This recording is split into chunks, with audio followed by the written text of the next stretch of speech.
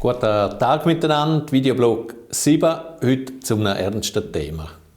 Wir haben ja letzten Freitag aufgehört mit Grillieren, haben uns ein Bierchen gegönnt. Das Problem ist, wenn wir jeden Abend uns ein Bierchen gönnen oder auch noch ein Glas Wein dazu und nachher noch einen Schnaps nach dem Essen, langsam aber sicher zeigen wir ein Suchtverhalten.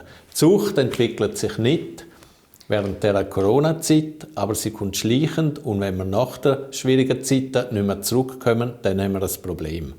Wenn Sie das Gefühl haben, Sie haben das Problem auch schon, schauen Sie sich einmal an, was Sie auf www.suchtschweiz.ch finden. Vielleicht hat es da auch ein paar Tipps für Sie. Ich habe mich heute auch noch mit dem Bundesrat Alain Berset treffen dürfen. Er ist ja unter anderem auch Vorsteher vom BAG, vom Bundesamt für Gesundheit. Das Bundesamt für Gesundheit hat hier das Quiz herausgegeben. Da hat es ganz viele spannende, auch lustige, aber auch Fragen dabei, die einem nachdenklich machen. Eine davon lese ich Ihnen gerade vor. Schauen, ob Sie es wissen.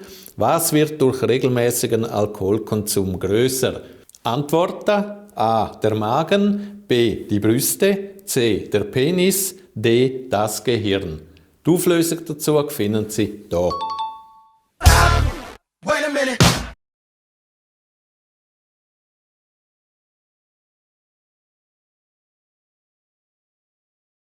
Zum Glück gibt es aber auch Alternativen zu dem Glas Wein oder einem Martini Bianco am Abend an der Strandbar.